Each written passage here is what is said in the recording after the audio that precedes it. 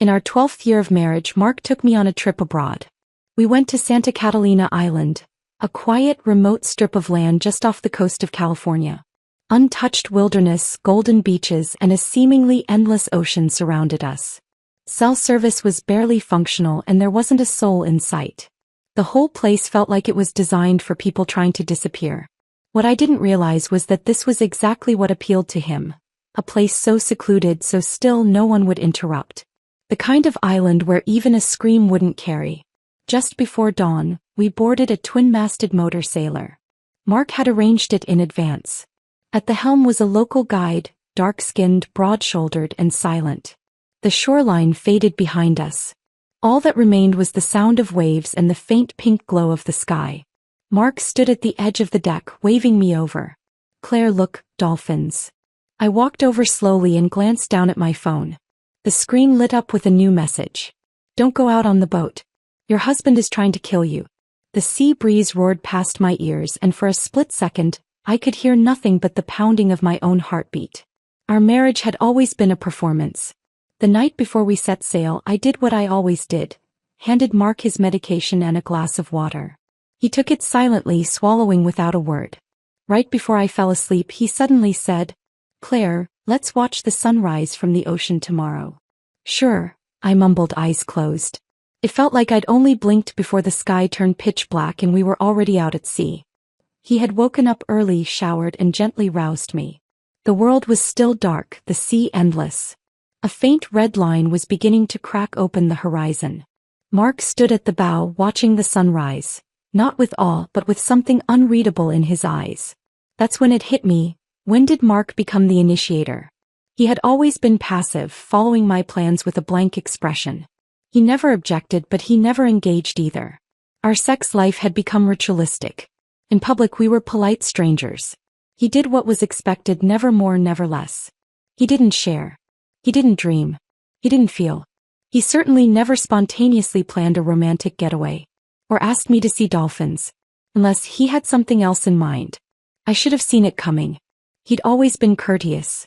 But even the gentlest man has his limit. "Don't go out on the boat. Your husband is trying to kill you."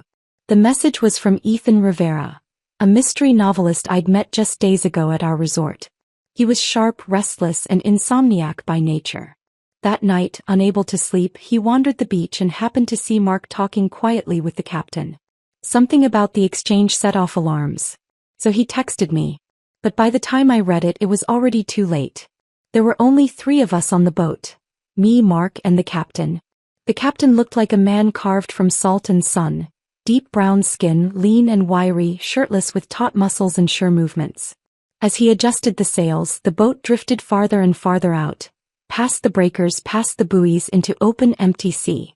Mark and the captain spoke in a language I didn't understand, quietly, like they'd rehearsed it.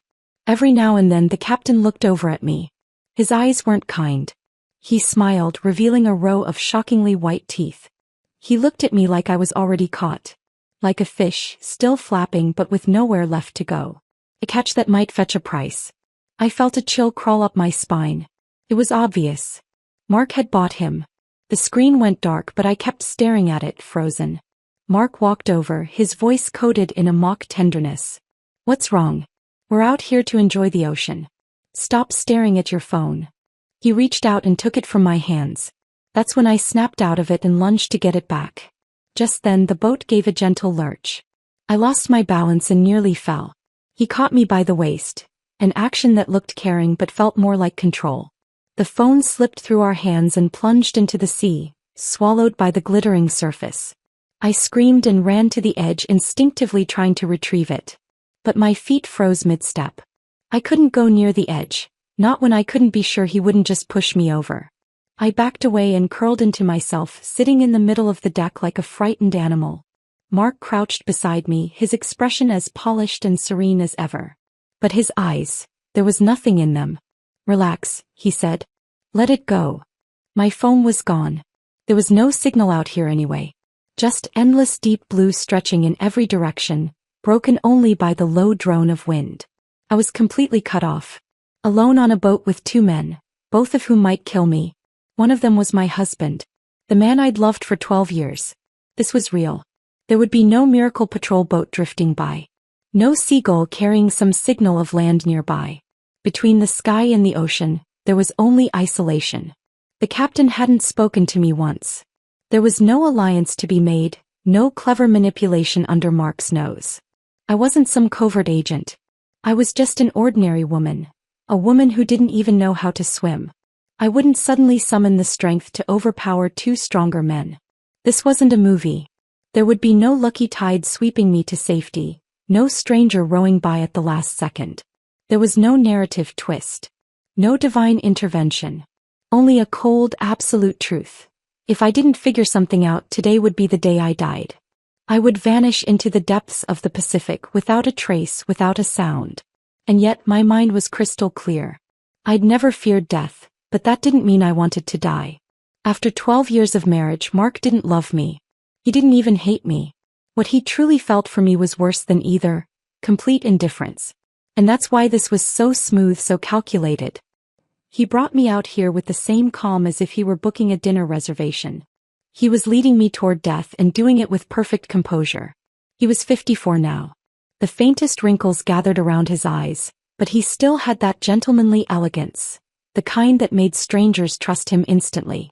I looked him dead in the eye, steady and certain, and said, "I'm not going to die, Mark." A small crease formed between his brows. "I've seen this day coming," I said slowly. "And I've made some precautions. If you really want to kill me, just know, I can still make you regret it." "I won't regret it," he said quietly. His eyes were as still as the ocean mist. "When the sun comes up, we'll say goodbye." I smiled without warmth. Only memory. "Well, if this might be the last stretch of my life," I said, "would you mind letting me take a stroll through our past?" He leaned back on his elbows, resting against the railing, looking tired. Impatient. "You can talk," he muttered. "Just don't think spinning some 1001 Nights tale is going to soften me up. I'm not a fairy tale king." "No," I agreed, smiling. "You're my husband. The man I spent 12 years with. Those nights already far outnumber any fairy tale."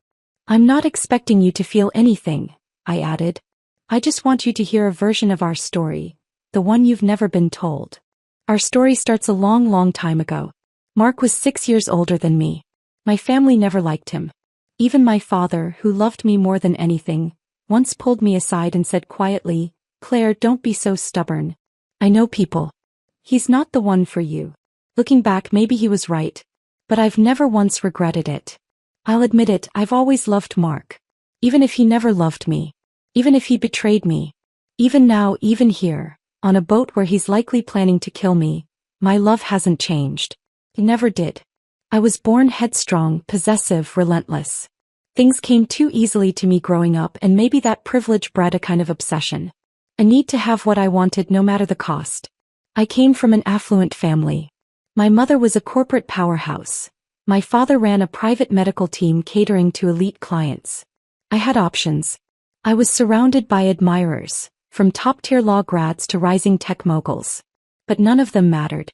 They all felt like compromises. Except Mark. He was the only one I actually wanted. I didn't know how to be gentle. I didn't know how to communicate in soft tones or how to take things slow. I only knew one way to love. Possession. Mark never liked me. From the beginning he kept a distance. Reserved, cautious, always guarded. He saw me as intense, controlling, a little unstable. And honestly, he wasn't wrong. That's who I was. A woman desperate to love but completely unequipped to do it right. I didn't know how to care. I only knew how to keep. That's why I'm on this boat now, staring death in the face. As I pushed Mark here. Step by step. But even now, I'm not ready to let go. Even knowing this is all my own doing. Even knowing that when death comes, I'll go with that same stubborn nerve still humming in my brain. I'm not done. My obsession with Mark didn't come out of nowhere. I grew up in hospitals. My childhood memories weren't filled with dolls and birthdays, but with stretchers, waiting rooms, and organ donor lists. I saw people die before I ever learned long division. Love in that world was fragile. A cancer diagnosis could shatter a marriage faster than any affair. So I feared love before I ever felt it. I wasn't the girl who dreamed of white dresses and fairy tale endings. When other girls imagined candlelit dinners and beach getaways, I was already asking myself, What if I end up paralyzed? Will he still love me? What if I lose my beauty, my health? Will he still stay? I never dared to bet on the answer. Until I met Mark. I was 19 when I saw him for the first time. He was standing just outside a hospital room. In that 1 second I knew, completely and hopelessly, I was done for. I've always known who I am. Proud. Obsessive. Competitive. I was more emotionally mature than most girls my age, but in a cynical way. While others still believed in fairytale love, I knew better. Growing up shadowing my father in hospitals taught me one thing. Love doesn't survive everything. I'd seen it too many times. Relationships crumbling in the ICU, vows dissolving under the weight of feeding tubes and incontinence pads. I watched husbands scream at dying wives. Wives sneak off to sign divorce papers before the machines were unplugged. Till death do us part? Only when death was still clean and dignified. So whenever a boy showed interest in me, I'd flinch. I couldn't imagine the good times, only the aftermath. If I ever ended up bedridden, who would clean up after me? Who would still say, I love you?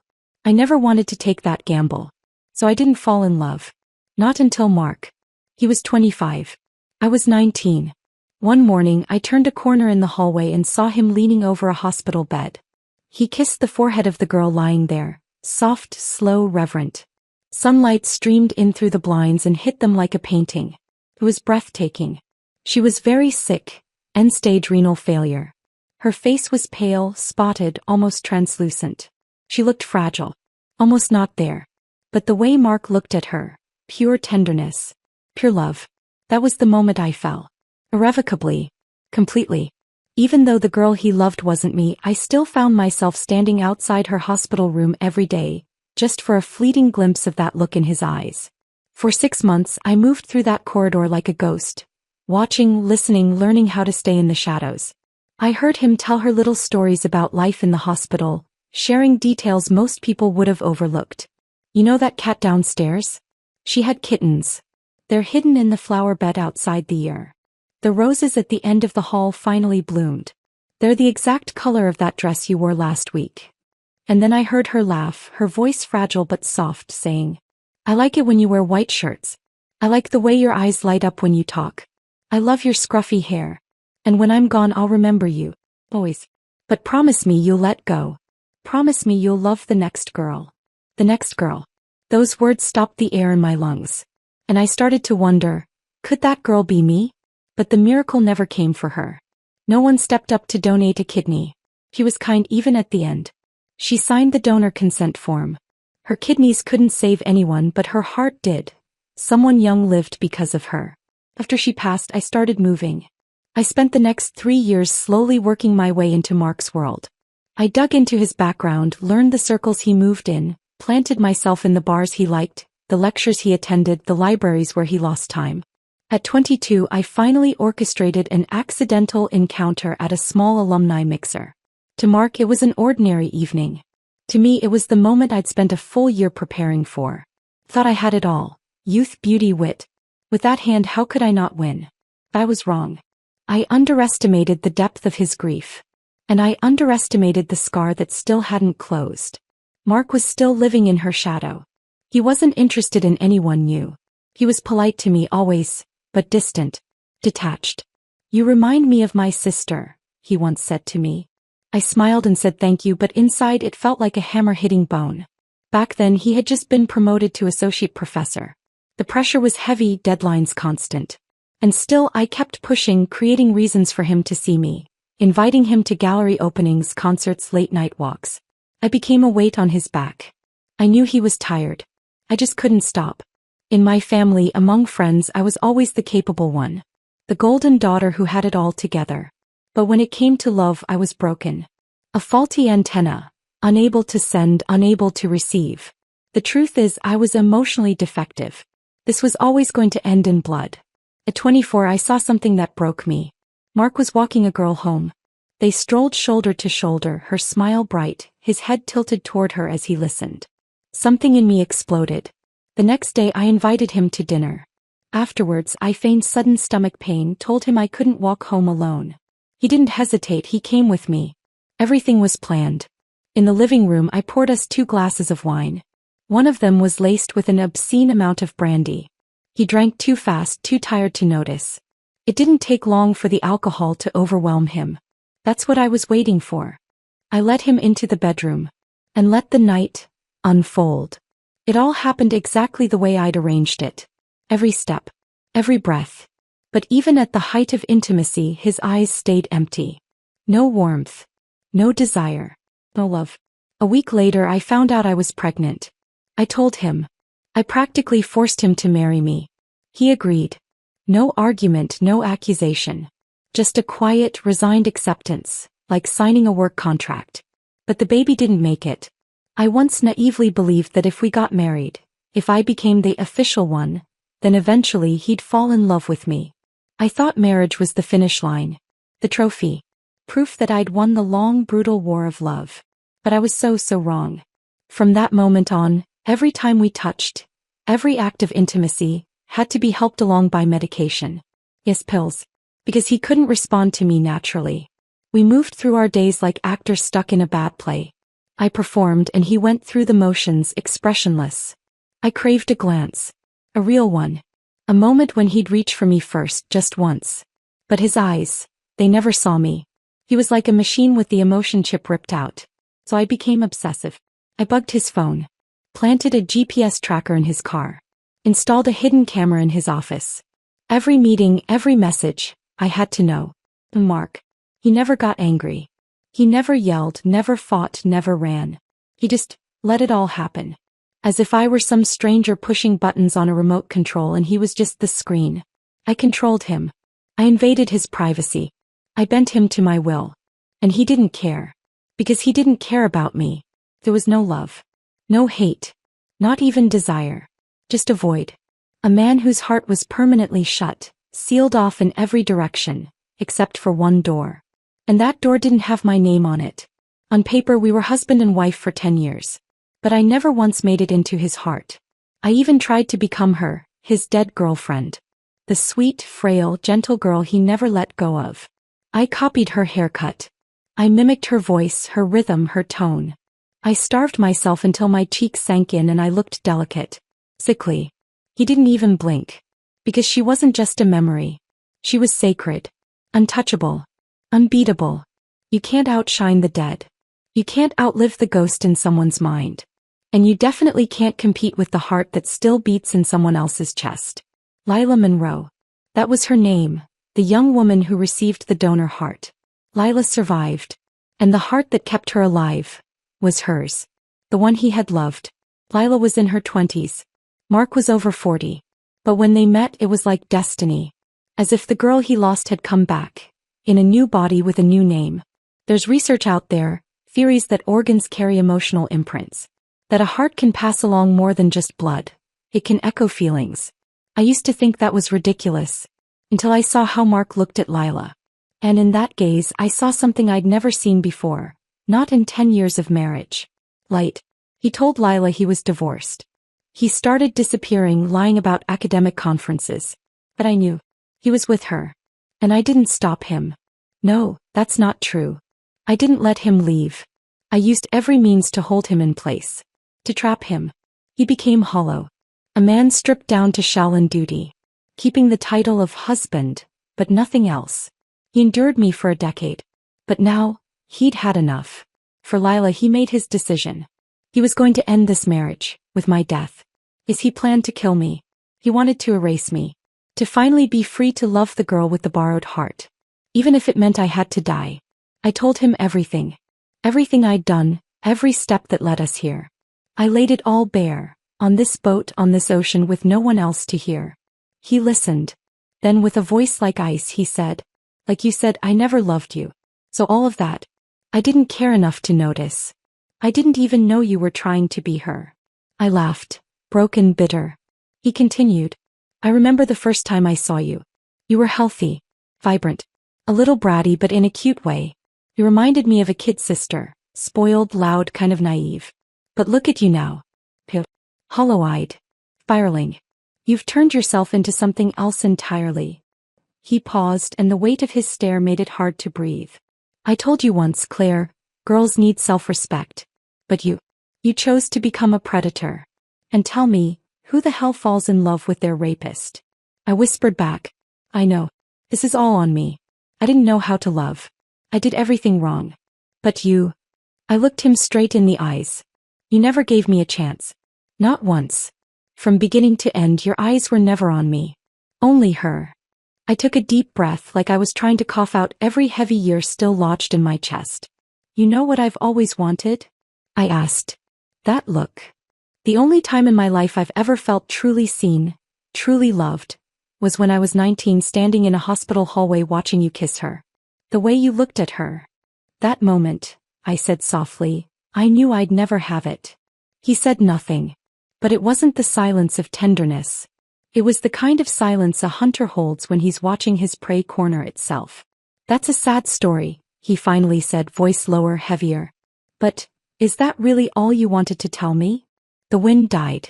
The ocean shifted, restless and unstill. Our boat hovered at the edge of the world, suspended between sky and sea. Not far off, Luca, the local guide, had pulled in the sails. He leaned against the railing, yawning, bored and visibly impatient, like he was waiting for the final act of a bad play. Maybe once I was gone, he'd start the engine, bring Mark back to shore and spin some convenient tale about a tragic accident. I stared at Mark, raised a brow. You think there's another version? He didn't answer, but the look in his eyes confirmed it. He thought so. Or at least hoped.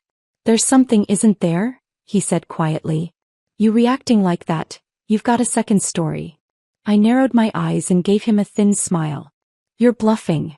I just want you, Claire, he said, voice cutting low and sharp, to finally tell yourself the truth. His words sliced through me like scalpels. I said slowly, evenly, are you sure you want to hear it? Because once I tell you, you might not be able to kill me. Go on. His nod was deliberate, like signing a contract. The first version was true, I said. But the second one, it just has a few details you don't know yet. I locked my gaze on him. My voice turned cold, razor-edged, like glass dragging across a mirror. You know I'm 6 years younger than you. You know who my father is, head of San Francisco's private healthcare network. You even emailed him once when you were interviewing for a position. I loved you. He didn't approve. Thought you were beneath me. But he always spoiled me. I paused, a cruel smile tugging at my mouth. You know how organ allocation systems work? Priority scores. Matching algorithms. Wait lists. Sometimes, all it takes is a single signature to change someone's fate. I asked my father for a favor. Just a little nudge in the system. Your girlfriend, she was supposed to get that transplant. My voice was soft as wind. But every syllable cut like a scalpel. She could have lived. Mark's face changed. His pupils shrank, his entire body tensing like a coil pulled too tight. In the next second he lunged.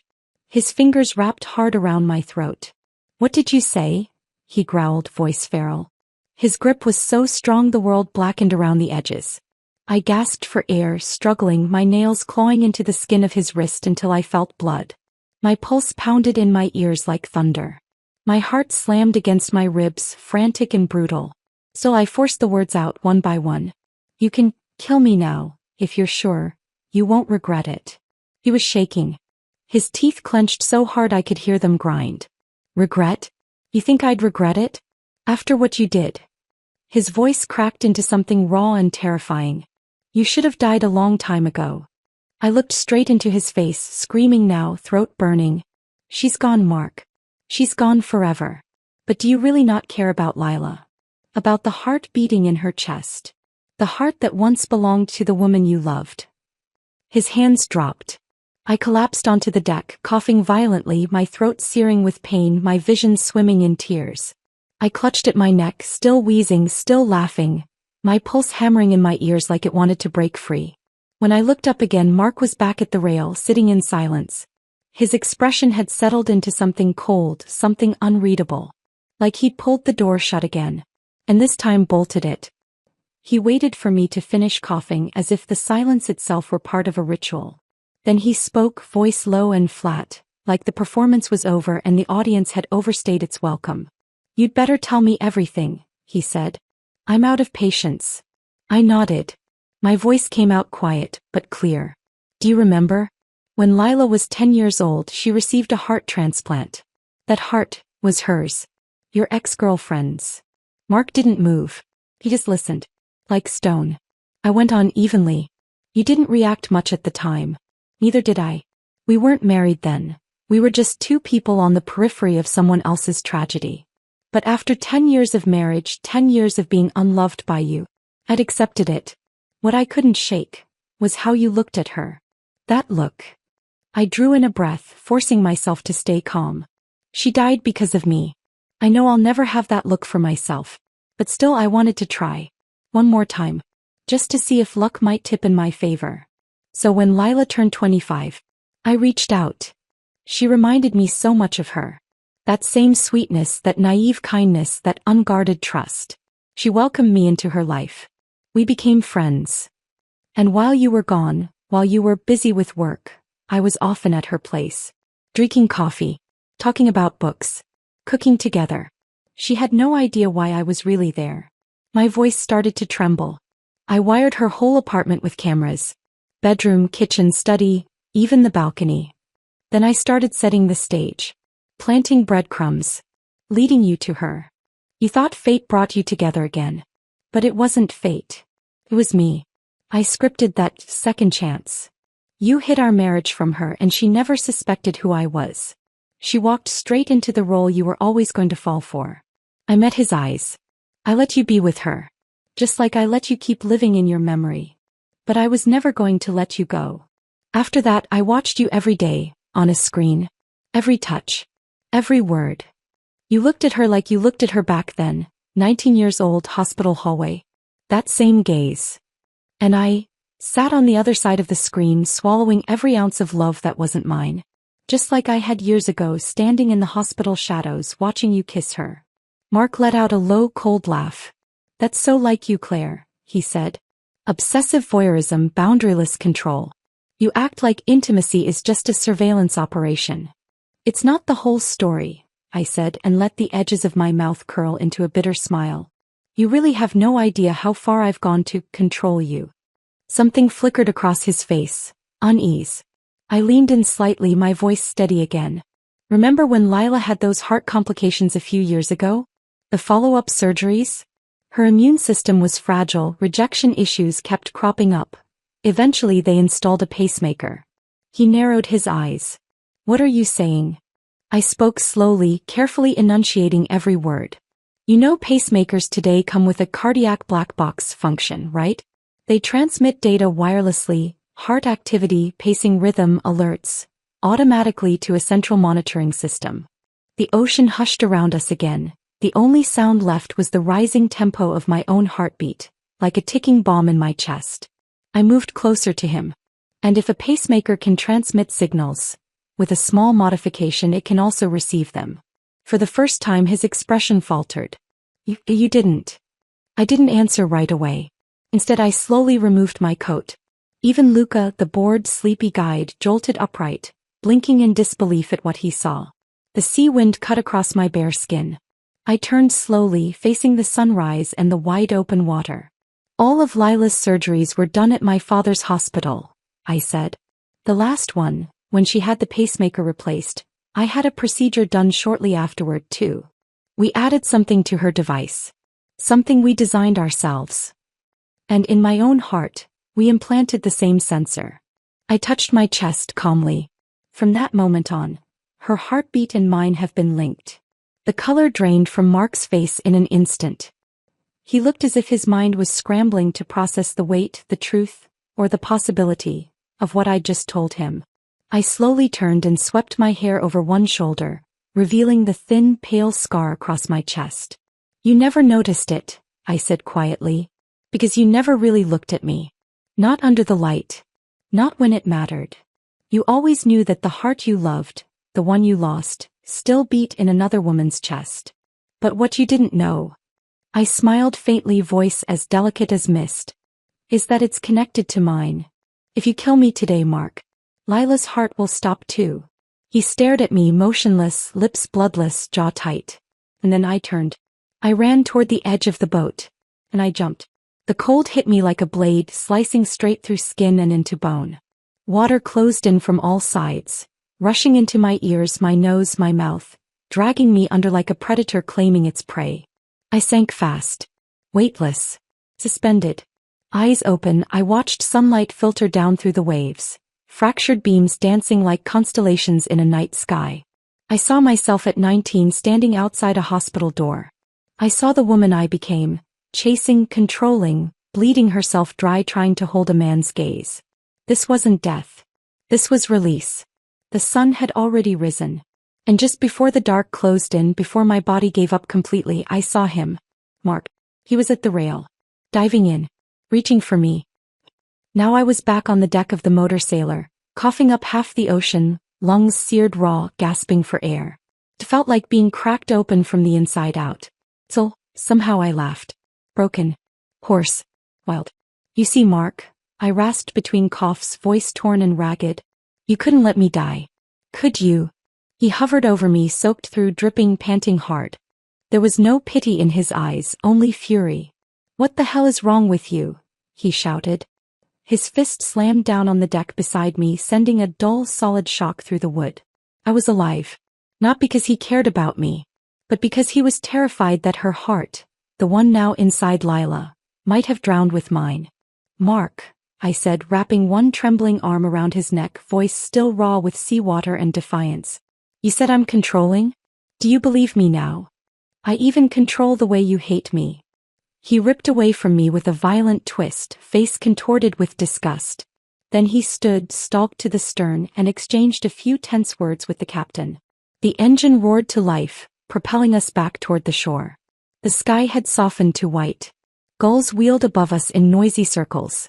The coastline, familiar, solid, rose from the horizon like nothing had ever happened. By the time we docked, my hair was half dry and plastered to my skin.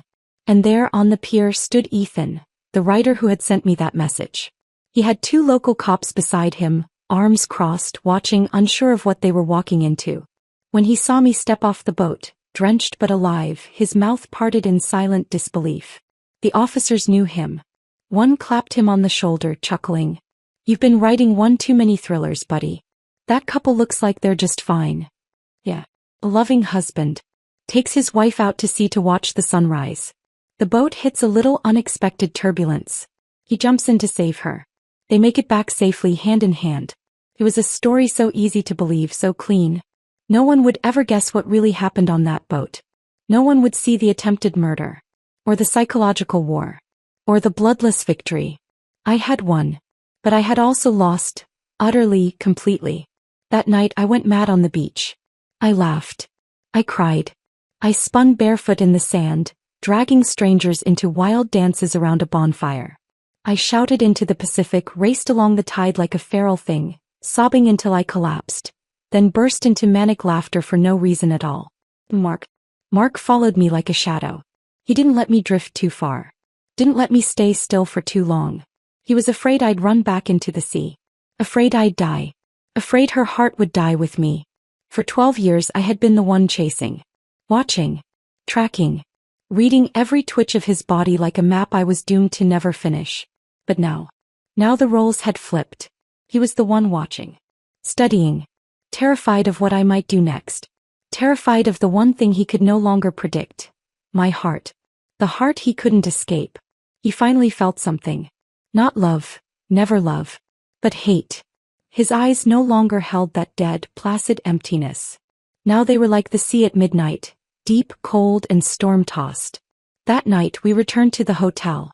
The room was dark, suffocating in its stillness.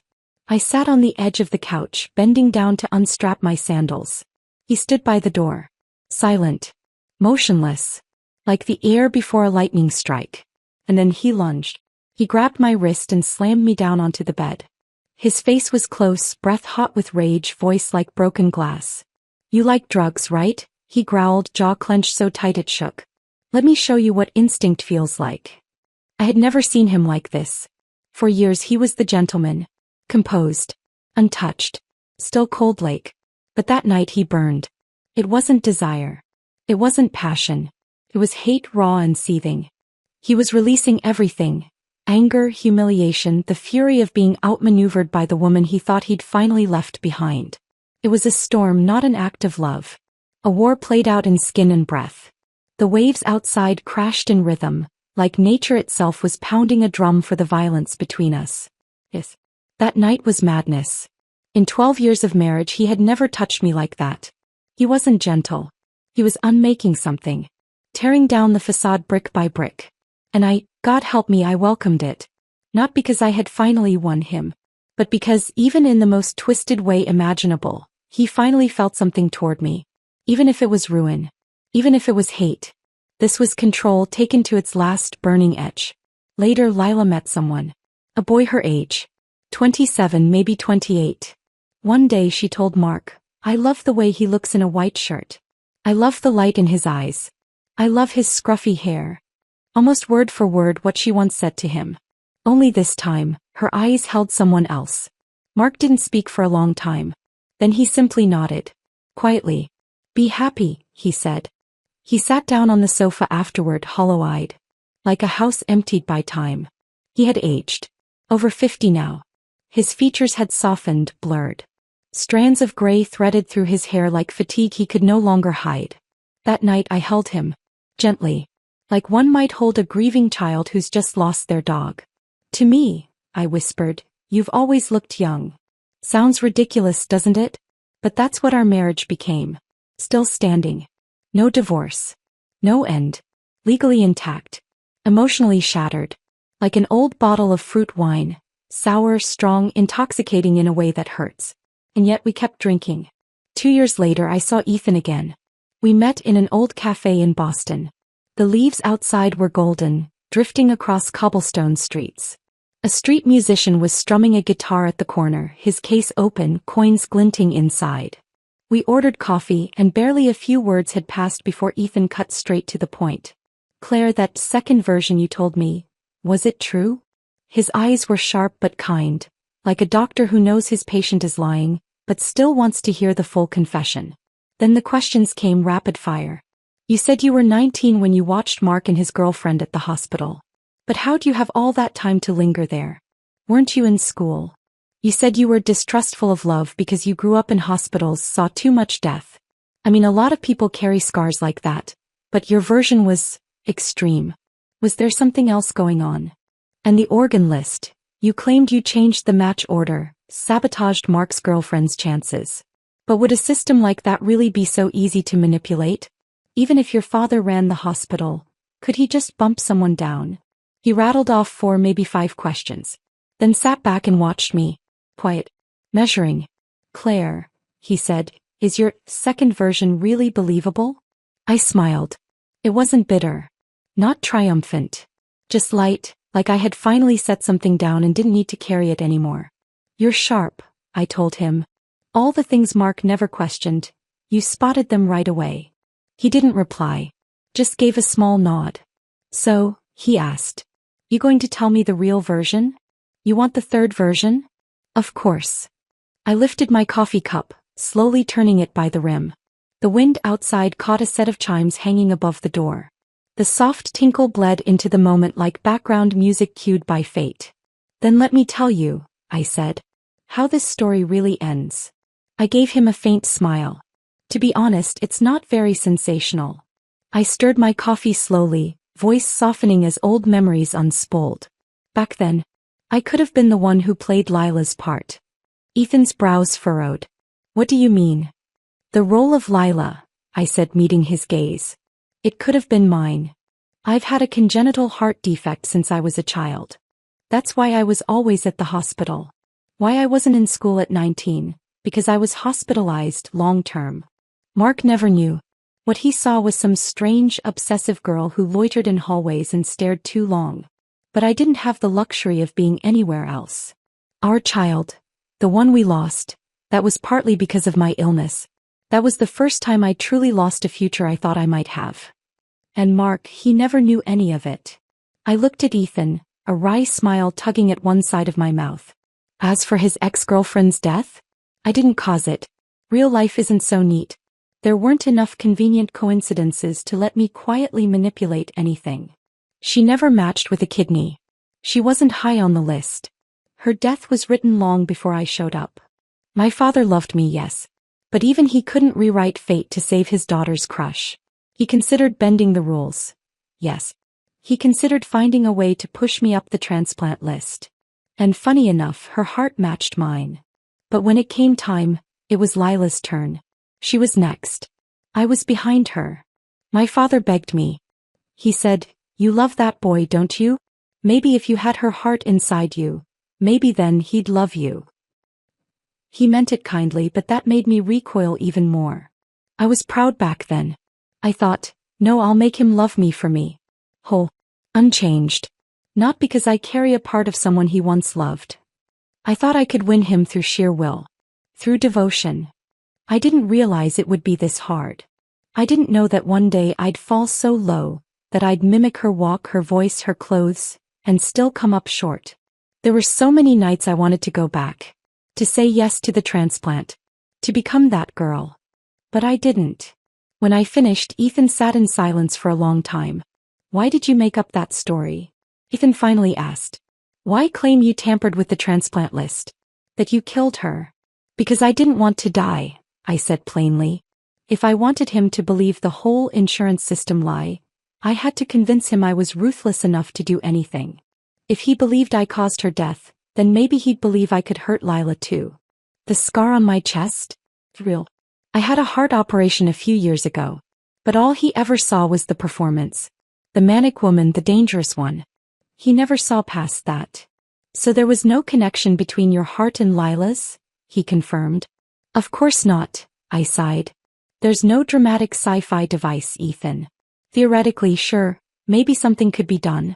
But my father would never let me gamble with two lives like that. And besides, Lila was a good kid. She didn't deserve to be pulled into all this." Ethan nodded slowly.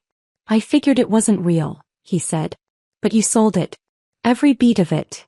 I smiled. The closer you are to death, the more convincing your performance becomes. Especially when you've already been branded the crazy woman. He looked at me with a softer gaze. "You don't seem crazy now." I stared out the window. "I only go crazy in love." He shrugged and took a sip of his now cold coffee. "So, you only tortured one man?" I didn't answer. Just smiled. He exhaled, a whisper of a laugh. "That poor bastard." I grinned. "I heard that." Ethan cleared his throat, then lowered his voice a notch. "Honestly, if even half of what you said were true, that hospital would have been on the front page of every paper. It'd be a scandal." "Exactly," I said, shrugging. "Which is why none of it ever happened." "Does Mark still not know the truth?" I let out a long breath. "I think he knows. But we never said it out loud. And he's not going to try killing me again." Ethan raised an eyebrow. "Why not?" "Because Lila met someone," I said quietly. "She's moved on." I paused, then added, "And Mark, he can't go back." "They weren't together?" I shook my head. "Not really. He saw him more as a mentor. Someone older, kind." "But Mark loved her, didn't he?" "Yes," I said. "He wanted to divorce me. Be with her. And you stopped him." I smiled faintly. I held on to one foot. He's a traditional man. Whether it was his ex or Lila, he always froze right at the edge of that moral line. He couldn't step over it. I don't watch him anymore. I'm tired. Ethan leaned back in his chair. "Your relationship, it's like nothing I've ever heard." I actually felt lighter. "He hates me now. Isn't that something?" "You say that like it's a good thing." I turned to him. "Do you know how long it takes to love someone? 10 years. Okay. Maybe a lifetime, and even then you might never be loved back. But to hate someone? One sentence is enough." "I'd rather he hate me," I said with a small smile, "than feel nothing at all." Ethan looked at me like I really was crazy. And I saw it. And I didn't care. I smiled. "Anyway, that's the final version. That's the truth." He stared. "And you? Do you even remember why you loved him in the first place?" I thought for a moment, then answered quietly, "I do. But it doesn't matter anymore. As long as he's still beside me, I can breathe." Our marriage had always been a misaligned balance. A journey where we never once walked in sync. "But we're both still alive," I said. "And we're still together." That's a kind of happy ending, don't you think? Ethan gave a crooked smile. Like a song lyric. I nodded. Driving each other mad till death do us part. Outside, rain had started falling. Gentle but steady. Across the street, a black car had been idling for a while. I think I've said enough, Ethan said, settling back into his chair. You two might just be the most insane couple I've ever met. Do people like you even exist? I looked through the window, watching a shadow move beneath an umbrella. And I answered softly. Hard to believe, right? Then write it like a story. The figure approached the cafe, walking slowly through the rain. I stood, slung my bag over my shoulder and gave Ethan a nod. Mark's here to pick me up. Let's talk another time. I stepped into the rain. The drops hit the umbrella like small, insistent drums. I didn't look back.